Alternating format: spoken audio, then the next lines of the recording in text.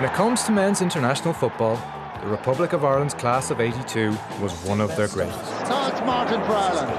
Back in again. Stipler gets ahead. Owen Hand's team had agonisingly missed out on qualifying for the World Cup that summer on goal difference. With a squad filled with star names like Frank Stapleton, Ronnie Whelan, Mark Lawrenson, David O'Leary, Chris Hughton and Liam Brady. But instead of the World Cup, they were heading to a country at war. After several days of rising tension in our relations with Argentina, that country's armed forces attacked the Falkland Islands yesterday and established military control of the islands. Ireland's 1982 tour of South America would go down as one of the most farcical episodes in Irish football history. They said, well, what do you mean it can't be Argentina? I said, we're getting under a war with Argentina. 4 games, 3 defeats, 2 cancellations, 1 big fiasco. But just how did half the squad end up being detained by armed police? And how did a carpet salesman from Limerick end up sitting amongst the cigarette smoke and samba of Brazil's 1982 World Cup squad? Fechado, perigoso, Serginho! Shooting began at 6 o'clock. By 6:20 we heard Spanish voices shouting through megaphones, "The governor, come out, Mr. Hunt, come out, you are surrounded. The Argentinian Marines have taken the island." On April 2nd, 1982, Argentina invaded a remote British colony in the South Atlantic known as the Falkland Islands. Britain has ruled the islands for more than 150 years, but Argentina has been claiming sovereignty over them. For the next 2 weeks, the world watched as Britain sent a huge military task force 8,000 miles south to reclaim the contested outcrop. Well, stepping back now from the political crisis over the Falkland Islands, we return to Buenos Aires, where our reporter Gerald Barry took time off to see the world champions Argentina play Russia in soccer last night. 1982 was also World Cup year, and Argentina were reigning champions. Well, shortly after the match ended, there was the traditional news conferences given by the managers of the opposing side. The Argentine manager, Cesar Menotti, said that he was exceptionally pleased with the performance of his side. The teams that qualified, like Brazil and Argentina, needed warm-up games to prepare. But then when he went on to deal with their further preparations for the World Cup finals, Menotti said that they would be having more matches, at least one, and that the next one was most likely to be against Ireland, and he named a possible date, 19th of May. Certainly Ireland are the best spell of the match. Good looking cross, Robinson! Oh, a super goal! Michael Robinson the scorer! Shortly after this announcement on April 14th, Football Association of Ireland Secretary Peadar O'Driscoll confirmed a trip of a lifetime for the Irish team. A tour of South America was planned for May 1982, one that would bring in a fee of £50,000 to the cash-strapped association. The man with the job of putting the team together was Owen Hand. My name is Owen Hand, and I was manager of the Irish international team from 1980 to 85. The excitement of the whole tour, you know, when we were first told about it, like that we were going to be playing Brazil, I mean, that was absolutely fantastic. And then when the FAI said, OK, and it's Brazil, Argentina and Chile, I just said, well, hold on a second, you're making a mistake there. It can't be Argentina. We can't. Sure, our players are kind of, some of them are carrying English passports, you know, they qualify because their parents, their grandparents and all that. I remember Peadar O'Driscoll, and he just basically said to me, you're a football manager, not a politician. And I mean, that kind of, I said, OK, fair enough. In other words, you're the manager, you get the team together. But I knew it was ludicrous.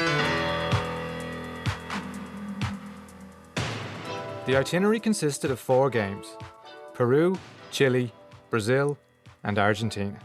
But even as the tour was being announced, it was already in doubt, as political tensions continued to rise over the Falklands. At the same time in Brussels, the British government were calling on Ireland and their European counterparts to impose trade sanctions on Argentina in the hope of a military withdrawal from the Falklands. Gerry Collins was Minister for Foreign Affairs at the time. It was agreed that, yes, for a period of 1 month, for the purposes of allowing diplomatic efforts to succeed in trying to restore peace and get the Argentinians to understand their mistakes and pull out, And Ireland supported that, of course we did. There was unanimity within the European Union at that particular time. The French, I remember, I can recall at that time, Claude Chasson, who was the French foreign minister, saying to me that was an embarrassment to France because they had only very recently sent a big supply of Exocet missiles down to Argentina. And that didn't surprise me either, for that matter. As the Falklands crisis deepened, Owen Hand tried to assemble a squad for the tour to South America. He had to ask the British clubs if they would release their Irish players to play an international friendly against Argentina, in Argentina. First stop, Manchester United, to meet then-manager Ron Atkinson to seek the release of Kevin Moran, Ashley Grimes and Frank Stapleton. I took off to Old Trafford and met with Ron Atkinson, who I knew from my playing days. He was Oxford and I was Portsmouth. So I had a good rapport with him, and I just said after the game they'd played somebody, they'd beaten somebody, so into his office. Ron, I'm over here to just ask, we've a tour coming up to South America. And he said, great, okay. And he says, so who are you playing? And I said, well, Brazil and Chile and Argentina. And he went, you're joking, like, you know, you're joking. And I said, no, actually, that's the itinerary. And he just said, you can't be serious. You just cannot be serious. I said, unfortunately, I am. And I've just got to ask your response. My response?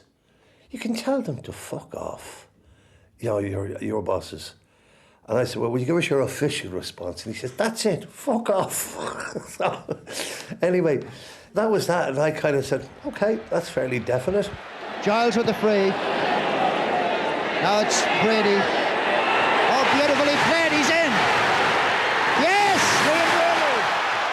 Liam Brady. Liam Brady was one of the biggest football stars in the world at the time, playing in Italy for Giovanni Trapattoni's all-conquering Juventus team, alongside the likes of Dino Zoff, Claudio Gentile, Paolo Rossi and Marco Tardelli. Sulla palla sono Brady e Gentile. Gentile tocca Brady. Brady ha davanti a sé. He was 26 years old and concentrating on the race for the league title in Italy when he first heard about Ireland's tour to South America. I had just had news at the end of that season that I would be leaving Juventus, and my future was well and truly up in the air. This was something that I didn't really expect. I had to sort out certain things. My wife, we just found out that she was going to have a baby. To be honest, it was the last thing that I needed was to go on probably 2 weeks plus end of season tour to South America, but I seem to remember Owen was really desperate to get personnel because an awful lot of the lads just said no, and I think those were the days where you wouldn't necessarily have to have permission from FIFA, to prove that you were injured or something like that. The lads just point blank said no. Liverpool lads didn't travel, the Man United lads didn't travel, so I think that was half the team. We were left with scratching around trying to make up a squad to go, and Owen was desperate. I had these things in the background, but I decided to go. Flips the ball to the right flank to O'Callaghan. He rolls it away beautifully from Gardilo. One of the players Owen Hand expected to bring was Kevin O'Callaghan, then a 20-year-old winger for high-flying Ipswich Town. To O'Callaghan, the centre, the head of Stapleton is 3-3. Kevin is living in Kent and works in railway maintenance. Bit of Irish stuff there. For the first time in years, Kevin is looking through some old boxes of memorabilia from his Ireland career. Blimey, I didn't realise I had all these shirts. Well, my dad was from Cork, and when I was at Millwall as a youngster, Johnny Joel's come over to see me, and I just decided to play for Ireland from there, really. He's also come across some old newspaper clippings with details of the FAI's deal for the tour. Oh, right, I can see now. So they were hoping to make 50 grand from the trip. We didn't get none of that. Yeah, it was sort of up in the air, really. You just didn't know what was going on. I was a young lad, I didn't care, I was just having a great time. The announcement of Ireland's game against Argentina raised eyebrows in England. 1982 was a bad year for Anglo-Irish relations. There were the continuing troubles in the north and rows with Britain over farming prices. Then, on April 18th, there was the unexplained sinking of an Irish fishing trawler in the Irish Sea. The incident happened about 35 miles northeast of the Kish Lighthouse early this afternoon. The 70-foot trawler, owned by the McAvoy family of Clougha Head, had its nets out when fishermen on other vessels say it was suddenly dragged backwards at high speed. Unexplained, that is, until the Russian ambassador met Minister for Foreign Affairs, Gerry Collins. He said, "Minister, did my British colleague tell you how it was their submarine pulled down the fishing trawler?" I said, no, not yet, but I'm sure he will. An hour or two later, I got a call from the British Embassy to say that the ambassador would like to come and talk with me. And he did, and then admitted that one of their submarines actually got caught in the net of the Shiralgo and pulled it down. But for the Russian telling us that, we would not have known. Taoiseach Charles Haughey was coming under increasing pressure from within his own party for backing Britain in trade sanctions on Argentina. At the European Parliament in Strasbourg, Fianna Fáil MEP Sheila De Valera accused the government of compromising Irish neutrality by going along with the trade sanctions. Owen Hand's search for players was also not getting any easier. He travelled to Tottenham Hotspur, then club of Chris Hughton and Tony Galvin, to meet manager Keith Birkinshaw, hoping for better news. I had a great rapport with him. I'd met him plenty of times at various games. I'd be watching players, and he was much more gentle, and he was a gentleman. He just went, he says, "Oh no, I didn't hear you right there." And I said, "You can't be playing Argentina." I said, "Unfortunately, yes, but I mean, it's kind of ridiculous. But I've got to ask you, can we get the players? Can we get Tony Galvin and Chris Hughton?" And he just basically said, "No." At the time, Tottenham was also home to two-star Argentinians in Ozzy Ardiles and Ricky Villa. And the Falklands crisis would lead to Ardiles temporarily leaving the club on loan. Ozzy Ardiles was and he had to leave and go to Paris to play with, I think, Paris Saint-Germain, because he could not play. And then Ricky Villa, another one was an Argentinian player. So I mean, it's a country at war over the Falklands, So I just went back to the FAI and I said, "Now I've proved a point. Well, what about all the rest of them?" I said, "The rest of them." I'd rang Terry Neal, Arsenal, and I'd rang other managers, and of course, I knew the obvious response was, "I can't believe this." In the South Atlantic, final attempts at a diplomatic resolution had failed. Argentina had long contested sovereignty of the Falkland Islands, but now they were at war with Britain for them. On May 1st, 1982, British bombers began attacking Argentine air defences as Britain launched a full-scale military operation. A day later, on May 2nd, 16 days before Ireland were due to play in Buenos Aires, a British submarine torpedoed and sunk the Argentine warship, the General Belgrano. Well, within the past hour, the Ministry of Defence in London have been giving details of the latest attacks. The cruiser was hit by 2 torpedoes. According to our latest reports, she had not sunk, but we believe that she suffered severe damage. The attack led to over 300 deaths and was widely condemned as news emerged that the ship was positioned outside an exclusion zone. There have been expressions of shock in many European capitals at the extent of the casualties. The Irish ambassador at the United Nations has written to the President of the Security Council calling for a special meeting to discuss the crisis. And certainly the realization that this is a shooting war and, people can get hurt at it. I think it's come home. The Belgrano's shocking death toll prompted an almost immediate change of position from the Irish government, who called for an end to the trade sanctions being imposed on Argentina. The move further tested the relationship between Taoiseach Charles Haughey and British Prime Minister Margaret Thatcher. At that particular time, I can recall quite clearly a delegation coming from Argentina to meet with us.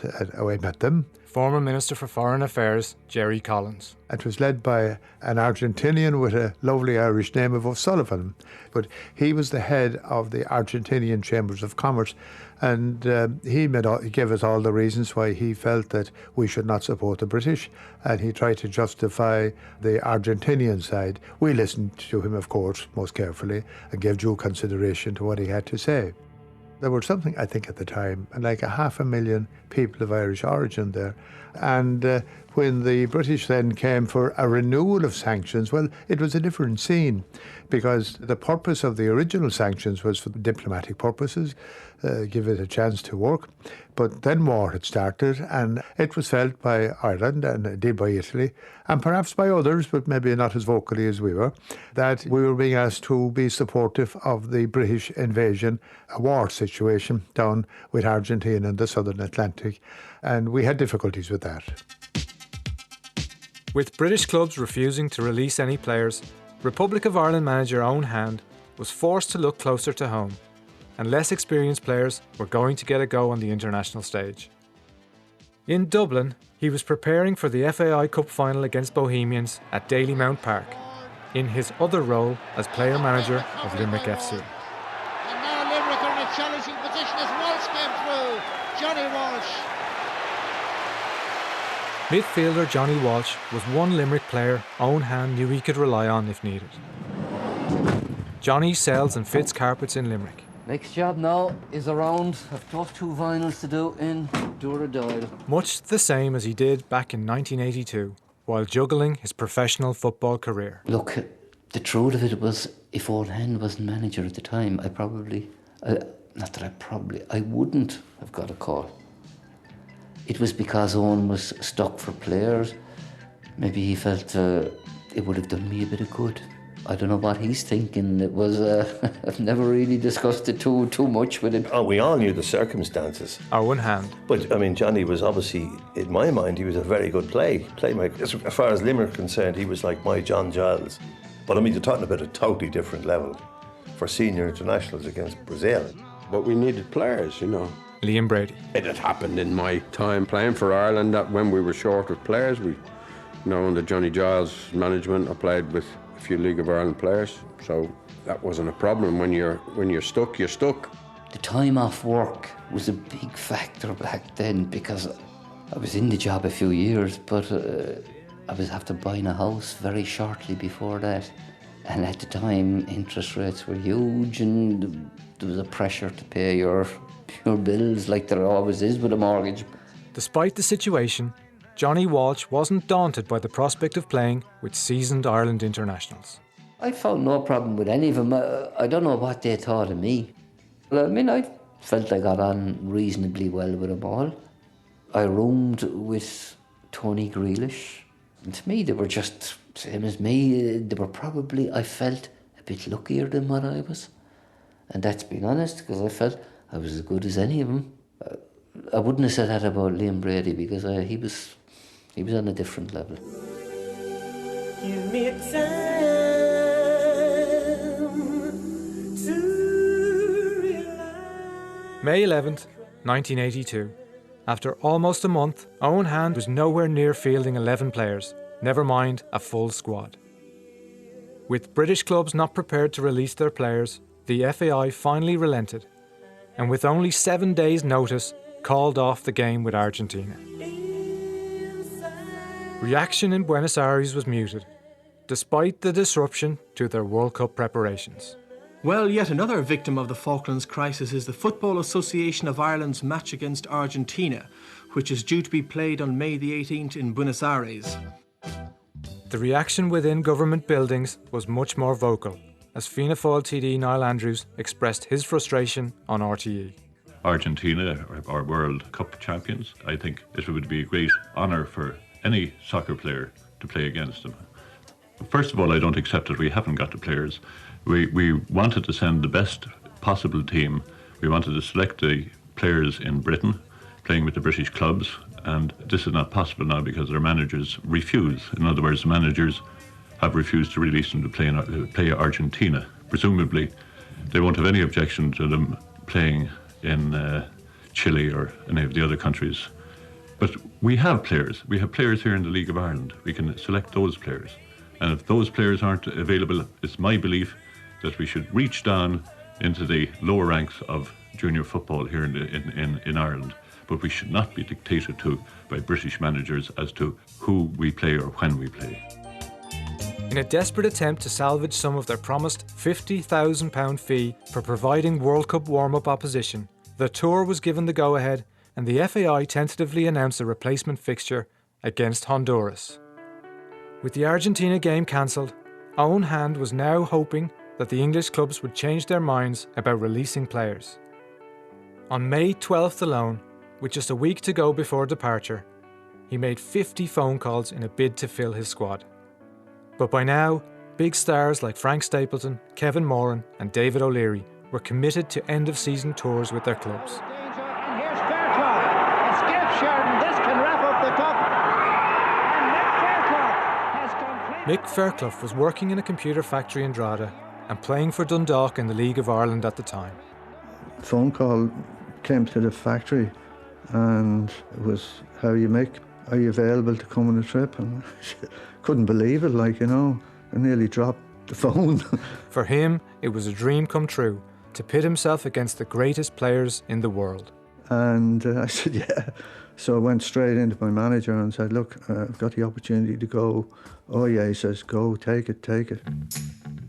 Another player to receive a last-minute SOS from Owen Hand was Mike Walsh, now semi-retired after a career in football and running a restaurant in Spain for 10 years. And making his debut at number 3 for Blackpool is Mike Walsh, signed this week from Manchester City. Mike Walsh made his name as a tough tackling defender with Bolton, Manchester City and later with Blackpool.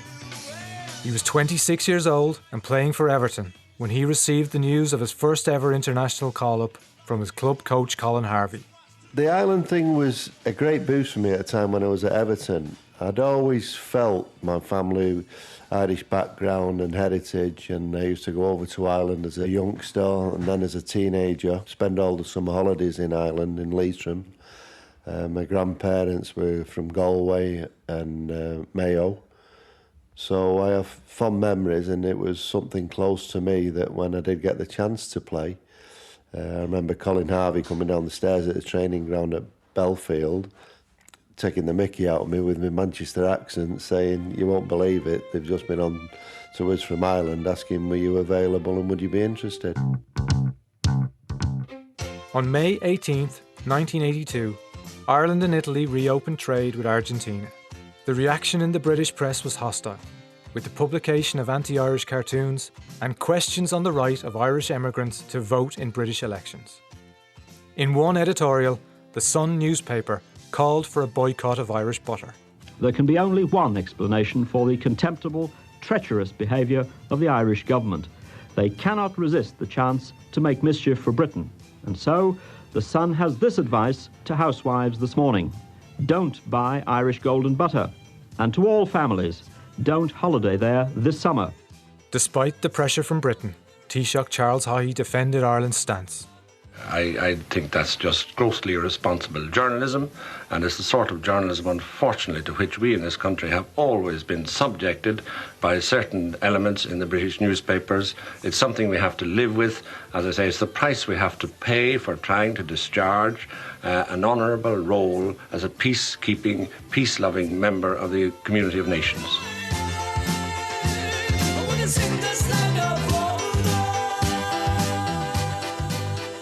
The farcical build-up to Ireland's tour of South America continued, as the Peruvian Football Association now claimed that the game with Ireland would not go ahead. They denied this was in solidarity with Argentina. Either way, the tour was now down to just 2 games, with the Honduran FA backing out too. Just 15 players assembled in Heathrow Airport for the trip, including Sean O'Driscoll, who only received a call-up on the morning of departure. They were goalkeepers Seamus McDonagh and Jerry Payton, defenders Eamon Deasy, John Anderson, Mick Martin and Mike Walsh, midfielders Liam Brady, captain Tony Grealish, Jerry Daly, Kevin O'Callaghan, Sean O'Driscoll and Johnny Walsh, and forwards Jerry Ryan, Mick Fairclough and Michael Robinson. Aside from regulars like Mick Martin, Tony Grealish and Liam Brady, the squad had only a handful of caps between them, while Mick Fairclough, Johnny Walsh, Mike Walsh and Sean O'Driscoll had none. The opening game against Chile in Santiago was just 3 days away. But first, there was an unexpected stop-off in Argentina, courtesy of the FAI's travel plans. Our travel arrangements hadn't changed. Former Ireland boss Owen Hand. So off we took, getting on this plane, and we weren't really aware where we were going, you know, but we were going via Buenos Aires to Santiago, I think it was the first match. And off we went and landed in flipping Buenos Aires. It was pitch black.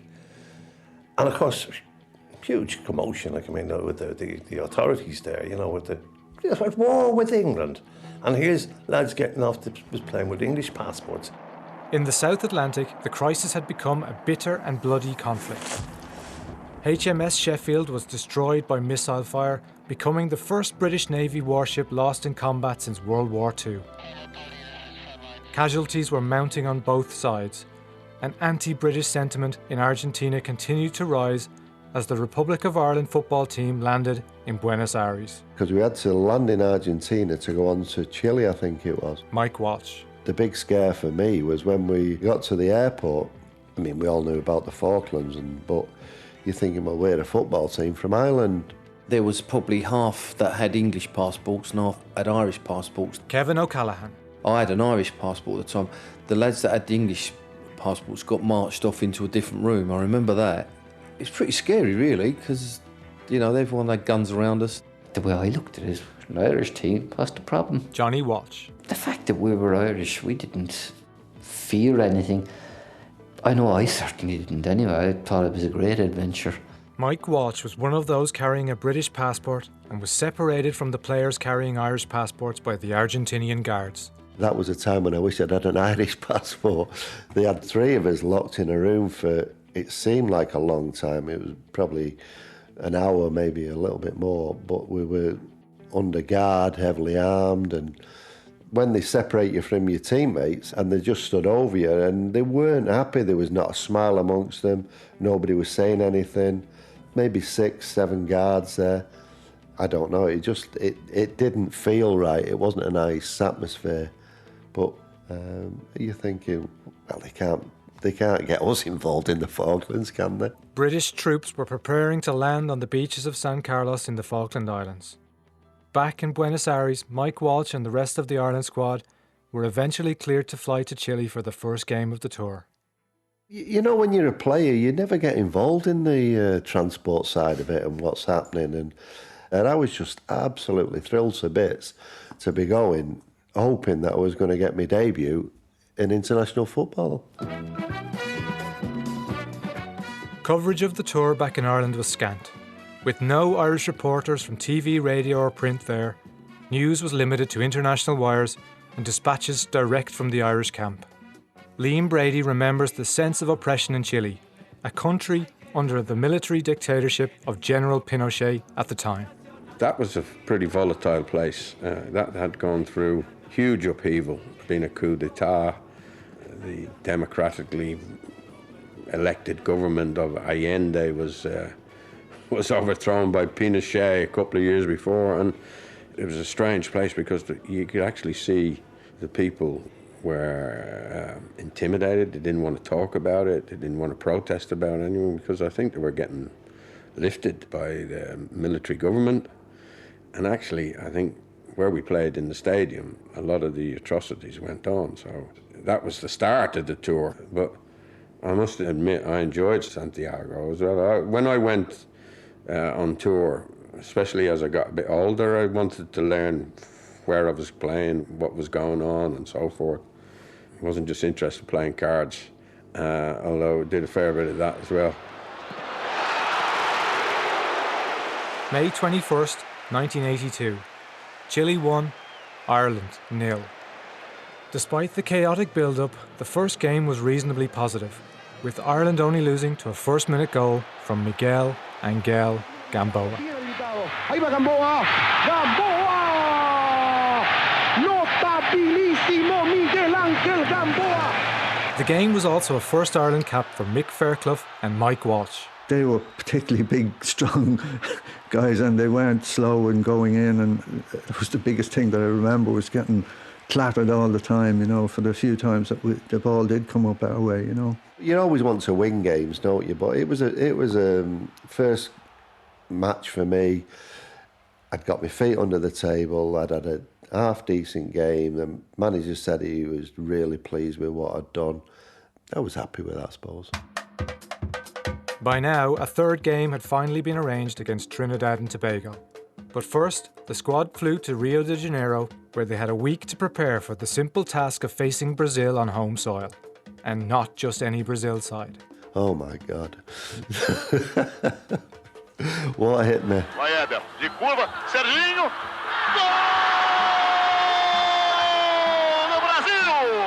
Brazil's last game before they went to the World Cup, yeah, which would give them all the confidence in the world. It was David against Goliath, really. That's the best team I've ever seen, by a mile. They were frightening, you know, Socrates, Falcao, Adair, Zico. They were just amazing. Liam Brady had signed off at Juventus by winning the league title, and many of his club mates were part of the Italy team that would eventually win the World Cup that summer. For him, the tour to South America held one big attraction. I was thinking that was going to play in the Maracanã Stadium in Rio, which is iconic kind of stadium. I think when we learned that we were going to Brazil, but we weren't playing in the Maracanã, we had to go somewhere and play in a place we'd never heard of called Uberlandia. May 27th, 1982. Brazil versus Ireland, Uberlandia. A smaller city 600 miles from Rio. This stadium, when we actually landed, and I remember it was just a dirt track, and there was thousands of people lining the runway as the plane landed, and you thought, what's this? What's happening here? This is like not an airport. The people who were there, they've been walking, some of them have been walking for 7 days. They sold all the cattle on the farms because they'd never get a chance to see Brazil again. They absolutely got no money, but they were just so desperate to see the Brazil team play. And we were there just cannon fodder, if you like, because they just wanted to see their heroes. And it was a once-in-a-lifetime experience. The stadium itself was all open, I remember. It was just terraced, but massive, absolutely massive. And they said they were expecting 100,000 people, but they didn't know because they had no way of keeping a check on it, but it was massively overfilled. I remember us going out to play, and the pitch was just, you couldn't see the greenery because it was just covered with television wires, radio wires, and they had to send us back to the dressing room while they cleared the pitch. And when we did come out, the stadium itself was absolutely rammed. This was the Great Brazil team of 1982. The last of the Great Brazil teams. The greatest team never to win the World Cup. We were 1-0 down at half-time and we thought we were doing really, really well. You know, I tell some stories now that we did a lap of honour at half-time, but it's not quite true, you know. Buddy. Fugiu. Cruzamento é perigoso. Olha o toque de cabeça de Brandon. No, I mean, to be fair, we played all right in the first half against Brazil. And then the second half, they come out and they just blitzed us. Passou. Falcão. Soca, só colocar. Falcao's first half strike was added to in the second half by 2 goals each from Socrates and Serginho, and another one from Luizinho. I remember Zico on the day. It was incredible. Johnny Walsh. And I remember sitting on the bench, and most fellas wouldn't want to get on when 'tis 6-0. But I was praying that Owen Hen would send me on for the last 10 minutes, just so I could say I played against Brazil. But he didn't. The great Zico added one more for good measure. Final score, Brazil 7, Ireland 0. To add insult to injury, the dejected Ireland team had to share the same plane back to Rio with the jubilant Brazilians. We got the flight from Rio with the Brazilian team, and then we flew straight back after the game to Rio with the Brazilian team, and they was all celebrating on the plane. I remember that. And we're sitting there a bit dumbstruck, really. The Samba music sticks out in my head quite a bit, and I remember Socrates, who I thought was best player of the time, to me, in my mind. But I always remember him smoking a cigarette on the plane. I thought, what? At that time you could have smoked on flights. But yeah, he was smoking, which to me, that stuck out more than anything else. But yes, needless to say, we weren't really over the moon being beaten. But they were in incredible form, and it was like a party on the flight. I mean, it was like a party. That's all I can tell you. I remember Liam took it particularly badly. I don't think he'd ever, been the player he was and, where he come from and what he was, a world-class player. He really took it to heart badly. Liam, like us all, felt humiliated, because 7-0, my God. Players at that level don't suffer that type of defeat, In the Falklands, British forces had landed at San Carlos and retaken the settlement of Goose Green after an intense battle.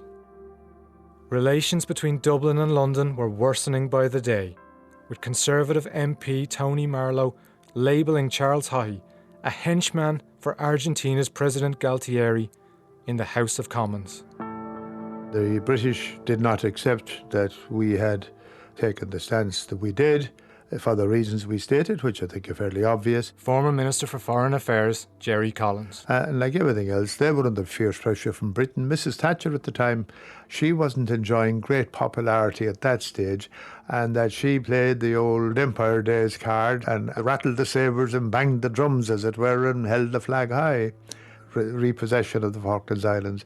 But that's their problem, that was their situation. They were under pressure, and naturally they put pressure on everybody else. If you're not our friends, well then you're not our friends, and maybe they felt that we were enemies, which we weren't. Back on the tour of South America, Liam Brady had had enough.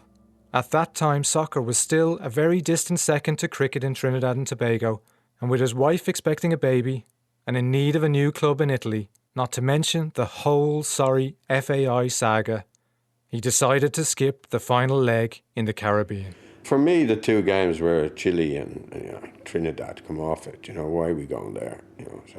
And I had all these things going on in the background, so I wanted to get out of there. And well, unfortunately, I couldn't manage it with flights, so I ended up going to Trinidad. Ireland played 2 games over the course of 3 days, winning one and losing the other. And we played on I think it was the Oval, the cricket ground. I actually scored, I think. The record books state that the boys in green lost 2-1 to the national team of Trinidad and Tobago and won a friendly against the club side ASL 3-1. Owen Hand believes to this day that the results were switched. Not that it mattered much in the greater scheme of things. How can you be happy that you're fighting over the fact that Trinidad and Tobago, you beat them, even if it's true, when you're coming back from a 7-0 drubbing against Brazil? When I was coming back to Ireland, it's the last thing I was thinking of, arguing the point about what was the game about. I mean, that wouldn't make sense. So it was ridiculous. But it's down in the record books that we lost to Trinidad. June 2nd, 1982. Ireland returned home after 3 humbling defeats and 50 hours of flying over 2 weeks. It's unclear how much money the FAI did make from the tour, but FAI Secretary Padder O'Driscoll called it a success. In the South Atlantic, the end game was in sight too.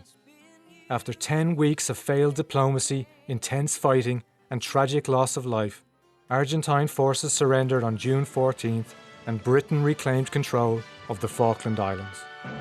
Ceasefire in the Falklands. The Argentine junta says the fighting stopped until tomorrow afternoon. No confirmation from London. The Argentinians retreated. Our forces reached the outskirts of Port Stanley. Large numbers of Argentine soldiers threw down their weapons. They are reported to be flying white flags over Port Stanley. There was a loss of life at that particular time. Totally unnecessary. Difficult time, very emotional, and thankfully it finished up fairly quickly. For all the chaos, Ireland's tour to South America was the pinnacle of Johnny Walsh and Mick Fairclough's football careers, with their only international caps. They are my pride and joy. Yeah, and they're not very big and they're not very flash, but they mean a lot If you've been a sportsman, to play at that level is a definite honour, and you know, you feel humbled that you've been even able to get those, you know. I do anyway. And there's a funny story about the cap, because the cap has a 2 on it, which signified the amount of caps I got. But I only got 1 cap, which I can only presume someone in the FAI offices looked at it and saw the cap was against Trinidad and Tobago. Oh yeah, Trinidad and Tobago, that was 2 countries, he got 2 caps. So that's the funny story. I love telling that to people, like, you know. The shambolic efforts of the Football Association of Ireland were a world away from what Liam Brady was used to at the top level in Italy.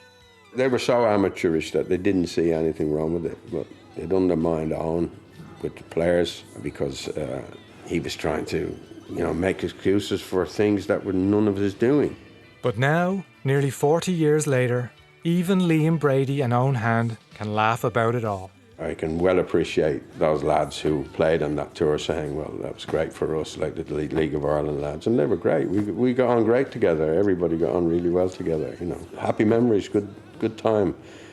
A good time was had by all. I can look back at it now and smile and whatever, but it's kind of frustrating to think that, number one, after that campaign, the reward turned into this nightmare of a thing that should have been a really fantastic experience for players. Instead, turned out to be quite the opposite.